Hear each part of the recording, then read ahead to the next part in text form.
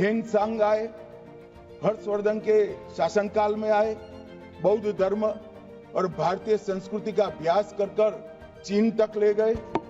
Marco Polo आए 13वीं शताब्दी में, व्यापार और संस्कृति का अध्ययन कर कर पूरे यूरोप को समृद्ध करने का काम किया। 11 साल से आप केवल बात कर रहे हैं, क्यों नहीं आपने नियम बनाया, कानून बनाया? कौन रोका है आपको इनको हटाने के लिए? अरे बैठ जा भैया, ये रोज नींद से उठकर टे कांग्रेस पार्टी की मातम, बिना कांग्रेस का नाम लेके ये बोल नहीं सकते। मनरेगा का पैसे काट लिए सर। मैडम, सपना था विश्व गुरु बनने का, बन गए हम tax Guru. 2 things that are certain, death यानी कि मृत्यु, और दूसरा है टैक्स। रिक्वेस्ट है, आप इतना पेन मत लिया करिए। हम तो एक तरफा मोहब्बत करते हैं ना सर, हम अपने आप पे किसी को लंगोटिया यार बता देते हैं। 27 मार्च 2025 बजट सत्र का दूसरा चरण चल रहा है और आज संसद की कार्रवाई भी चली। दोनों सदनों में कार्रवाई सुचारू रूप से चली। दोनों सदनों में प्रश्नकाल हुआ। हिमाचल में बढ़ते नशाखोरी का मुद्दा उठा और जस्टिस यशवंत वर्मा के यहाँ मिले नोटों का भी। राणा सांगा पर रामजी सुमन की टिप्पणी पर भी आपत्ति जताई गई और रामजी सुमन के घर हुए हमले पर भी कार्रवाई की मांग हुई। राज्यसभा में वित्त एवं विनियोग विधेयक तो लोकसभा में अप्रवास एवं विदेशियों विषयक विधेयक यानी immigration and foreigners bill pass हुआ। नमस्कार, मेरा नाम है गौरव श्यामा पांडे और मैं एक बार फिर से आ गया हूं पार्लियामेंट स्ट्रीट का एक और एपिसोड लेकर, जहां हम आपको बताते हैं कि आपके चुने हुए सांसदों ने आज संसद में दिन भर क्या क्या किया और आपके लिए क्या क्या नए नियम कानून बनाए।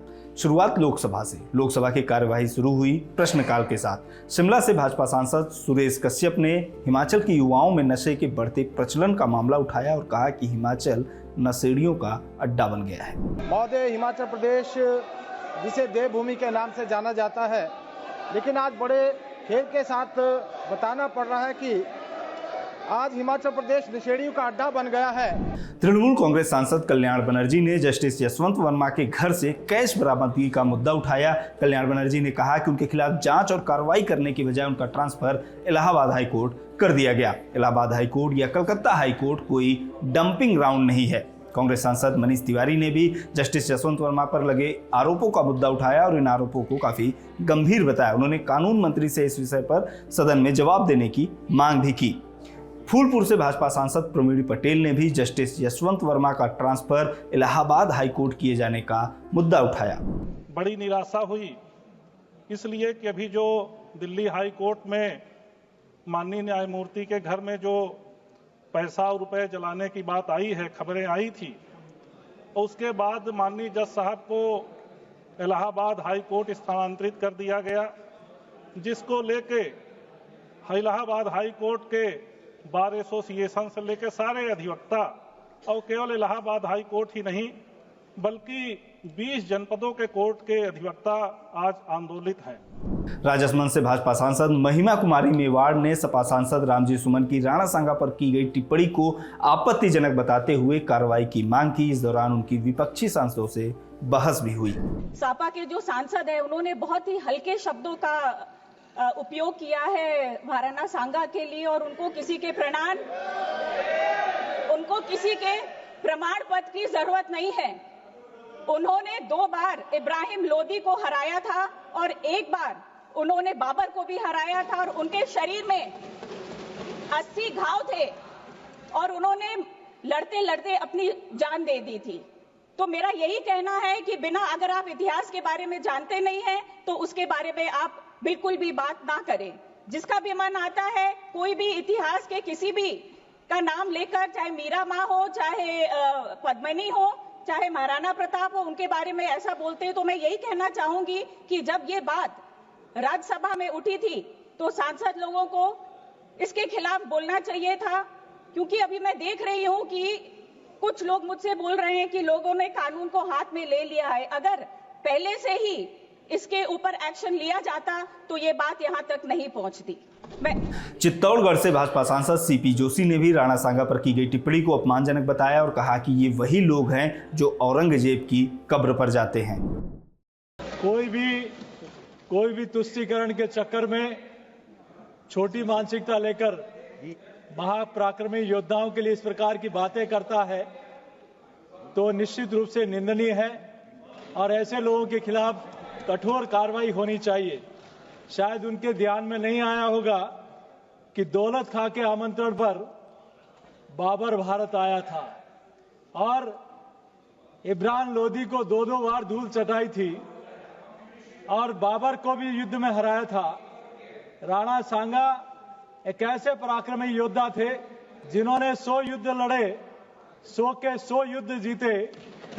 इसलिए मेरा आपके माध्यम से मांग है कि कुछ लोग हैं जो तुष्टीकरण के चक्कर में, ये वही लोग हैं जो अयोध्या नहीं जाते और बाबर की कब्र को धोखने जाते हैं। बारामूला से निर्दलीय सांसद इंजीनियर राशिद ने जम्मू कश्मीर के लिए पैकेज की मांग की। कहा कि जब बात डबल इंजन की होती है तो सभी राज्य बराबर हैं। आपको बता दें कि बारामूला सांसद अब्दुल राशिद, जिन्हें इंजीनियर राशिद के नाम से जाना जाता है, टेरर फंडिंग के आरोप में तिहाड़ जेल में बंद हैं। उन्हें दिल्ली हाई कोर्ट से संसद की कार्रवाई में शामिल होने के लिए अनुमति मिली है। हमारी सरकार दावा करती है कि जम्मू कश्मीर के लिए हमने काफ़ी डेवलपमेंट पिछले 5 साल में की। आपने पैकेज दिया आंध्र प्रदेश और बिहार में, लेकिन अगर पैकेज की ज़रूरत है वो जम्मू कश्मीर को है, जो 30 साल से मिलिटेंसी की वजह से जहां तबाही है, जहां सब कुछ लुट चुका है। उसके बदले में जब आप इस साल के एलोकेशन देखेंगे, आपने सर 1000 करोड़ हमें पिछले साल के एलोकेशन से कम किया है, ज़्यादा नहीं दिया है। हमारे सीएम साहब शायद थोड़ा शर्माते हैं कहने से, उन्हें क्या इश्यूज है वो हमें नहीं पता, लेकिन हमारी गुजारिश है कि जम्मू कश्मीर को अपना पूरा शेयर दिया जाए। और अक्सर औकात इस हाउस में कहा जाता है, बाहर भी कहा जाता है, डबल इंजन सरकार। ये डबल इंजन क्या होता है? जब हम if we are all under oath, फिर सारे लोग बराबर हैं, सारी स्टेट बराबर है, सब लोग बराबर हैं। Why will you give package to some states and to others not?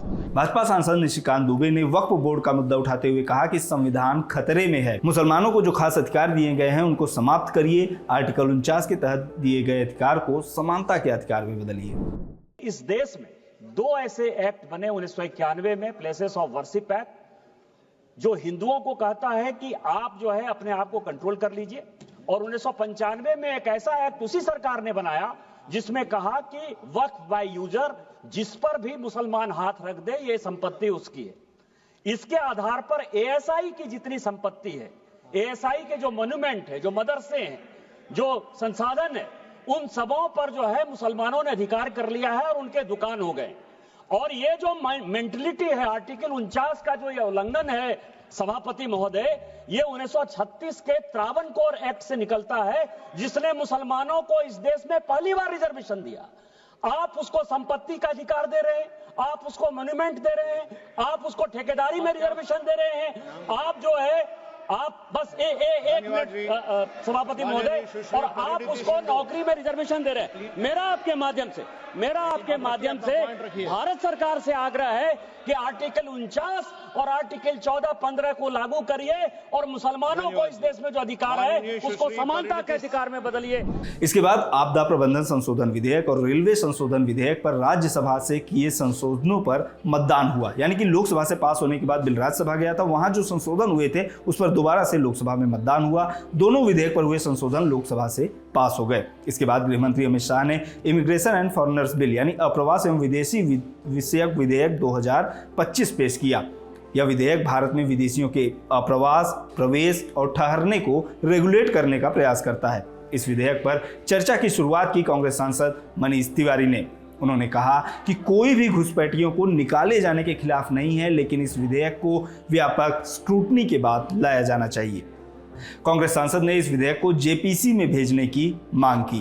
ना कोई विदेशियों को नियंत्रित करने के खिलाफ है, ना अप्रवस्थान या घुसपैठियों को रोका जाए उसके खिलाफ है, पर संतुलन जरूरी है। तो इसलिए इस कानून को एक संयुक्त संसदीय समिति में भेज देना चाहिए, जिससे कि इसका क्लॉज बाय क्लॉज ठीक तरह से निरीक्षण हो जाए और जब ये सदन में वापस आए एक ऐसा सुदृढ़ कानून जो इस संतुलन को बनाए, वो कानून ये सदन पारित करे। सपा सांसद राजीव राय ने अमेरिका से डिपोर्ट किए गए भारतीयों का जिक्र करते हुए कहा कि अगर भारत में कोई अमेरिकी पकड़ा जाता है तो क्या उसे भी इसी तरीके से वापस भेजा जाएगा जिस तरीके से हथकड़ी डालकर भारतीयों को वापस भेजा गया। हजारों लोगों को भेजा गया। अगर डंका बज रहा है, देश की व्यवस्था इतनी अच्छी है तो डंकी रूट से जाने की कोई जरूरत नहीं थी। लेकिन मैं एक बात कहना चाहता हूं समानता और आत्मसम्मान के नाम पर कि अगर हमारे देश में एक भी अभी दिसंबर 24 में देहरादून में जॉशुआ इवान रिचर्डसन पकड़े गए थे सैटेलाइट फोन के साथ। हमारे यहां तो लोग रोजी रोजगार की तलाश में गए थे, सैटेलाइट वाला तो जासूस भी हो सकता है। 2023 में बिहार में पकड़े गए थे अमेरिकन सिटीजन जो नेपाल क्रॉस करना चाहते थे। गृह मंत्री जी मैं आपसे चाहूंगा कि एक भी अगर अमेरिकन पकड़ा जाता है तो क्या वैसे ही हथकड़ियों में और बेड़ियों में आप वापस अमेरिका भेजेंगे, समानता का अधिकार रखेंगे, या सारे नियम कानून खाली हिंदुस्तान के लिए है? सपा सांसद राजीव राय ने इस दौरान मोदी सरकार पर खूब तंज भी कसे। चुनाव के दौरान उठने वाले अवैध घुसपैठियों के मुद्दे पर भी और दूसरे देशों से एक तरफा मोहब्बत पर भी। और अच्छा हुआ आज कानून आया। इससे पहले तो हम सरकार के मंत्रियों मुख्यमंत्रियों को जब भी चुनाव होता है खाली यही सुनते आए हैं कि इस प्रदेश में इतने बांग्लादेशी घुस गए, इतने पाकिस्तानी घुस गए। आपका आज से पहले रोकने का काम नहीं था, गिनने का काम था कि झारखंड में बांग्लादेशी आ गए, उत्तर प्रदेश में बांग्लादेशी आ गए, बिहार में बांग्लादेशी आ गए, और तो और नाक के नीचे दिल्ली में रोहिंग्या और बांग्लादेशी आ गए। तो उनकी भी कुछ जिम्मेदारी होती है क्या कि अगर अफ्रीका से कोई आए तो उसको आप एयरपोर्ट पर रोक ले, और कहीं यार देशों से मित्र जो हम तो एक तरफा मोहब्बत करते हैं ना सर। हम अपने आप में किसी को लंगोटिया यार बता देते हैं, भले वहां जाकर हमको बगल में खड़ा होकर बोल दे कि टैक्स रोग स्टेट है, इंडिया टैक्स एब्यूजर है। फ्रांस के राष्ट्रपति ने तो हम हाथ पकड़ लिया था, हम तो खामोश थे सर वहां। तृणमूल सांसद सौगत राय ने डंकी रूट से अमेरिका जाने वाले भारतीयों का मुद्दा उठाया। तो हम चाहते हैं कि बांग्लादेश की घुसपैठियों ना आए, लेकिन हम क्लियर नहीं है कि अमेरिका में जो लोग जाते हैं डंकी करके, सलमान खान का डंकी फिल्म देखिए, शाहरुख खान का डंकी देखिए, तो आपको साफ हो जाएगा कि कितना कष्ट करके लोग जाते हैं। क्यों? वहाँ अच्छा जिंदगी मिलेगा, वहाँ अच्छा इनकम मिलेगा, और अमेरिका इंसल्टिंग वे में हमारे लोगों को हाथ पैर में बेड़ी लगा के इधर भेज दिया। हम कुछ नहीं बोल पाए। अमेरिकन एयरफोर्स का प्लेन उसको चंडीगढ़ में ड्रॉप कर दिया, बिट्टू साहब को पता होगा। तो बड़ा इंसल्ट था, और हम अभी भी हमारे लोगों को समझा नहीं पाए। भाई सब मत जाओ, बाहर में जाके इंसल्टेड होगे, मार खाएंगे, अमेरिकन पुलिस के हाथ में जाओगे।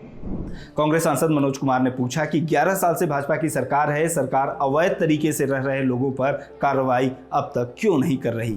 कौन रोका है महोदय? एक हमारे मित्र अभी बोल रहे थे, कांग्रेस के बारे में नाम लेकर के हमारे पार्टी के बारे में बोल रहे थे। कौन रोका है आपको? 11 साल से आप केवल बात कर रहे हैं, क्यों नहीं आपने नियम बनाया, कानून बनाया? कौन रोका है आपको इनको हटाने के लिए? आप केवल वोटों का राजनीति करते हैं। जब इलेक्शन आता है आप रोहिंग्या को लेके चले आते हैं, जब आप इलेक्शन आता है बांग्लादेशियों का बात करते हैं महोदय। लेकिन 11 साल से आपने दिल्ली में रह रहे रोहिंग्या को क्यों नहीं हटाया? ये सवाल, ये प्रश्न उठता है। चर्चा के बाद केंद्रीय गृह मंत्री अमित शाह ने बिल पर हुई चर्चा का जवाब दिया। अमित शाह ने कहा कि हमारे देश की सीमा में कौन आता है, कब आता है, कितनी अवधि के लिए आता है, ये जानने का अधिकार देश की सुरक्षा के लिए बहुत जरूरी है। उन्होंने ये भी कहा कि अगर कोई व्यापार, शिक्षा, रिसर्च, लीगल सिस्टम को मजबूत करने के लिए आता है तो उसका स्वागत है, लेकिन अगर कोई अशांति फैलाने आता है तो उनके साथ कठोरता के साथ व्यवहार किया जाएगा। हमारे इमिग्रेशन का स्केल और साइज दोनों मान्यवर बहुत बड़ा है, और इसके साथ साथ शरण लेने की जगह अपने निहित स्वार्थ और देश को असुरक्षित करने वालों की संख्या भी बड़ी है। अगर ये दोनों को संतुलित करना है, जो यहां सुचारू रूप से अपने देश के कानून के हिसाब से भारत की व्यवस्था को कंट्रीब्यूट करने के लिए आते हैं, व्यापार के लिए आते हैं, शिक्षा के लिए आते हैं, R&D के लिए आते हैं, लीगल सिस्टम को मजबूत करने के लिए आते हैं, वो सभी का स्वागत है मान्यवर। मगर मैं इतनी ही दृढ़ता से कहना चाहता हूं, चाहे रोहिंग्या हो, चाहे बांग्लादेशी हो, अगर यहां अशांति फैलाने के लिए आता है तो बड़े कठोरता के साथ उनके साथ मान्यवर व्यवहार। अमित शाह ने कहा कि दुनिया भर में सभी देशों में भारत से बाहर गए प्रवासियों को लेकर भारत का जो समृद्ध रिकॉर्ड है वो शायद ही किसी और देश का हो। ह्वेनसांग आए, मार्को पोलो आए, इब्न बतूता आए, फ्रांसवा बर्नियर तक आए। मान्यवर, दुनिया भर में सभी देशों में भारत से बाहर गए हुए प्रवासी और भारत से आए हुए प्रवासी, इनके दुनिया को समृद्ध करने के जो कंट्रीब्यूशन करने का जो रिकॉर्ड है शायद ही कोई देश का होगा। मान्यवर, ह्वेनसांग आए, हर्षवर्धन के शासनकाल में आए, बौद्ध धर्म और भारतीय संस्कृति का अभ्यास कर चीन तक ले गए। मार्को पोलो आए, 13वीं शताब्दी में व्यापार और संस्कृति का अध्ययन कर पूरे यूरोप को समृद्ध करने का काम किया। इब्न बतूता आए, 14वीं शताब्दी में दिल्ली के न्यायाधीश बने। निकोले दे कॉन्टी आए, जिन्होंने 15वीं शताब्दी में विजयनगर साम्राज्य का अध्ययन किया और विजयनगर साम्राज्य की भव्यता को दुनिया भर में पहुंचाने का काम किया। अब्दुल रजाक आए, 15वीं शताब्दी ने कालीकट की भव्यता का और समृद्धि का वर्णन किया। अथानासी यस आए, इन्होंने 15वीं शताब्दी में हमारी सामाजिक प्रथाओं की उच्चता को दुनिया में प्रस्थापित किया। डुआर्टे बारबोसा आए, भारतीय समाज की जाति व्यवस्था का 15वीं और 16वीं शताब्दी में आकलन कर वो समाज को कैसे ताकत देती है इसका पूरी दुनिया को परिचय कराए। और फ्रांसवा बर्नियर आए 17वीं शताब्दी में, जिन्होंने मुगल साम्राज्य का वर्णन कर पूरी दुनिया में ये संदेश दिया। इसी प्रकार से भारत से गए हुए प्रवासियों ने भी दुनिया भर को समृद्ध करने का काम किया है। बुद्ध घोष यहां से चीन गए और पाली ग्रंथों का अनुवाद किया। थोरवाद बौद्ध धर्म का प्रचार किया। बोधि धर्म, भिक्षु मार्शल आर्ट, इसका पूरे चीन में प्रसार किया। और शाओलिन कुंग फू का मूल व्यक्ति हमारे तमिलनाडु का बोधि धर्म है। अमित शाह ने बांग्लादेश से होने वाली घुसपैठ के लिए पश्चिम बंगाल की सरकार को जिम्मेदार बताया। कहा कि बंगाल सरकार सीमा की फेंसिंग के लिए जमीन नहीं दे रही है। ये भी दावा किया कि घुसपैठियों के पास 24 परगना जिले का आधार कार्ड होता है। मान्यवर, हमारी बांग्लादेश के सटी हुई सीमा, अब सुनिए भाई, हमारी बांग्लादेश से सटी हुई सीमा 2216 किलोमीटर है। उसमें से 1653 किलोमीटर बाढ़ बन चुका है। बाढ़ के पास वाला रोड भी बन चुका है और चौकियां भी बन चुकी है। शेष फेंसिंग की लंबाई है 563 किलोमीटर। 563 किलोमीटर सीमा आज भी खुली है।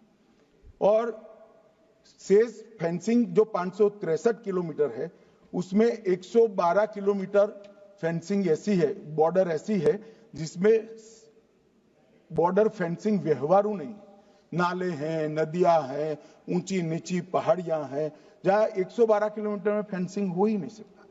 और 450 किलोमीटर जहां फेंसिंग होता है वहां बाकी है। अब मैं वो बताना चाहता हूं कि क्यों बाकी है। ये 450 किलोमीटर के लिए मान्यवर मैंने डीओ लेटर लिखकर 10 रिमाइंडर करे हैं। बंगाल सरकार भूमि नहीं देती। मान्यवर, ये 450 किलोमीटर के लिए गृह सचिव बंगाल के मुख्य सचिव के साथ 7 मीटिंग करे, ये भूमि नहीं देते हैं।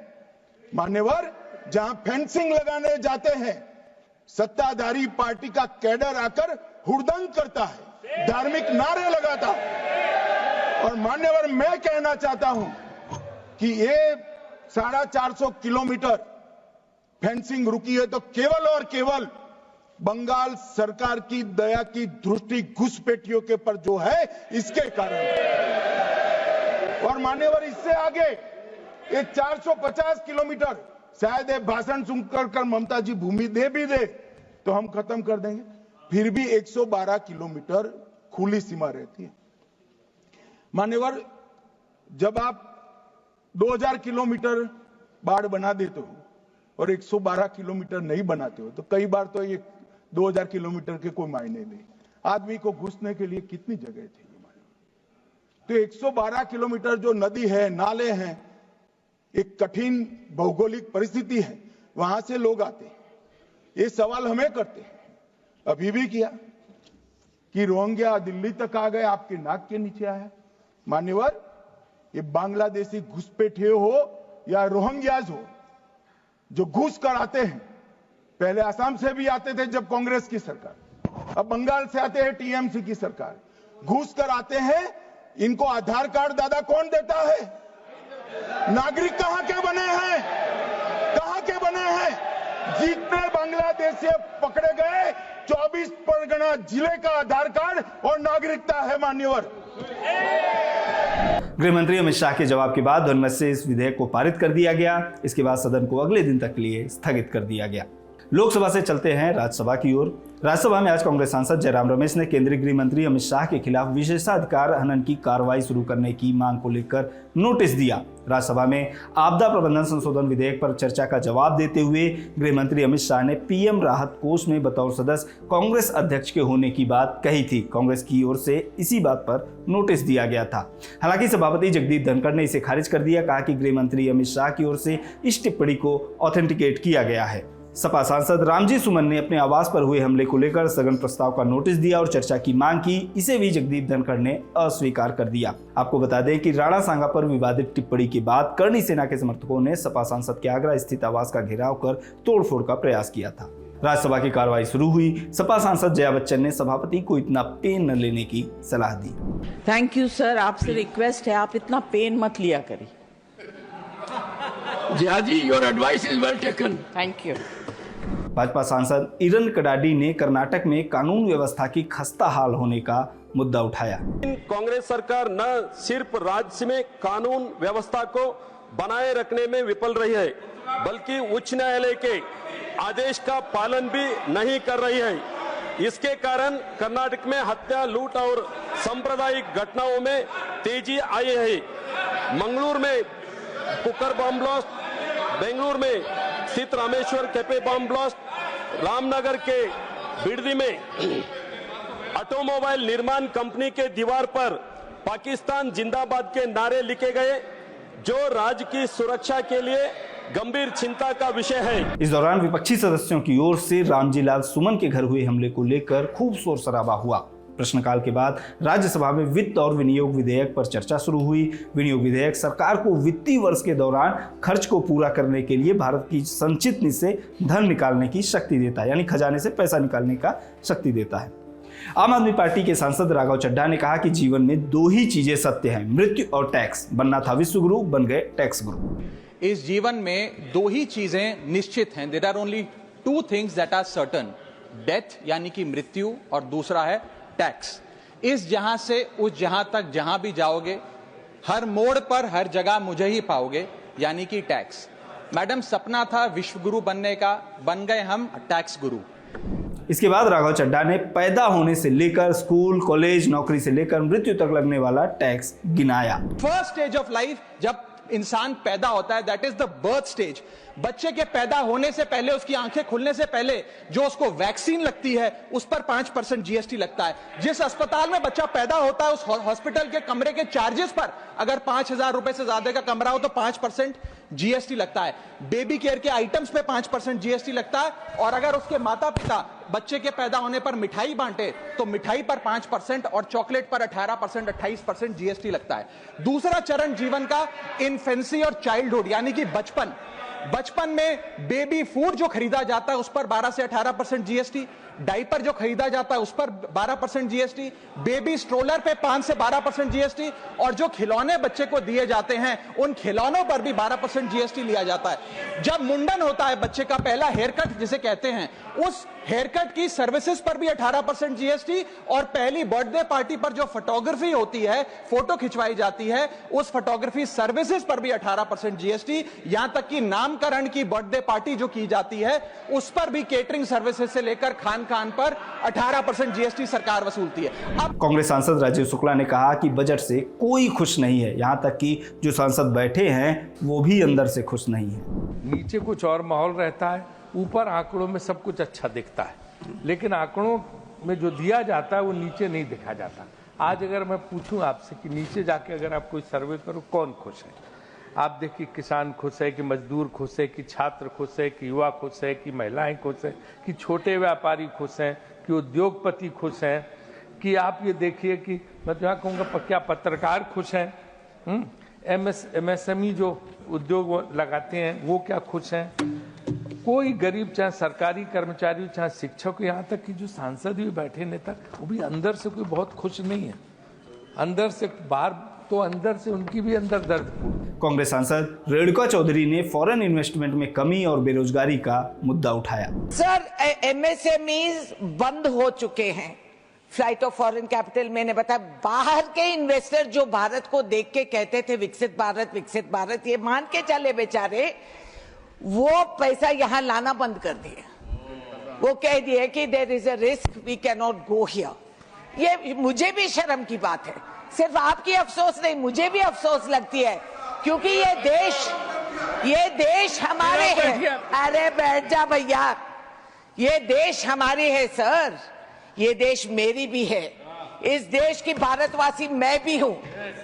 और मुझे दुख लगती है कि आज के दिन ये रोज नींद से उठकर कांग्रेस पार्टी की मातम, बिना कांग्रेस का नाम लेके ये बोल नहीं सकते। और बुनियाद बनाई इस देश के तरक्की के लिए, आज के दिन मनरेगा का पैसे काट लिए सर। जो मजदूर जाके मेहनत से काम करके इज्जत रखता है उसका पैसे काट दिए हम।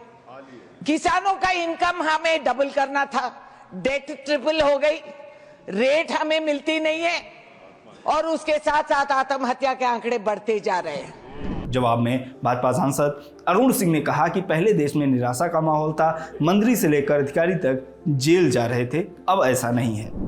अब जब फाइनेंस बिल आता है, बजट आता है, तो उसमें लोगों को बड़ी खुशी और आनंद की अनुभूति होती है, क्योंकि पिछले 10 सालों में देखें 2014 से पहले और आज के दिन में तो बहुत सारा परिवर्तन आपको देखने का मिलेगा। पहले देश में निराशा का वातावरण था, स्कैम्स होते थे, बजट का पैसा घोटालों में चला जाता था, गरीबों तक पहुंचता नहीं था, मंत्री से लेकर अधिकारी जेल जाते थे। तो देश के लोगों को बहुत निराशा 10 वर्ष पहले थी कि यह बजट में जो प्रोविजन किया गया है, जो फाइनेंस बिल आया है, वो अभी हमारे हित के लिए खर्चा होगा कि नहीं होगा, बहुत बड़ी आशंका थी। और यह आशंका इस बात की भी एंडोर्समेंट करती थी जब इसी देश के एक प्रधानमंत्री ने कहा था कि जब हम 1 रुपए भेजते हैं तो 85 पैसा जो है वह लीकेज हो जाता है, केवल 15 पैसे ही गरीबों के पास पहुंचता है। विधेयक पर चर्चा के बाद केंद्रीय वित्त मंत्री निर्मला सीतारमण ने चर्चा का जवाब दिया, जिसके बाद विधेयक राज्यसभा से पारित हो गया। इसके बाद सदन की कार्रवाई को अगले दिन तक के लिए स्थगित कर दिया गया और हम भी यहीं स्थगित करेंगे आज के एपिसोड को। आपको ये वीडियो कैसा लगा कमेंट बॉक्स में हमें जरूर बताएं। बने रहिए खबरगांव के साथ।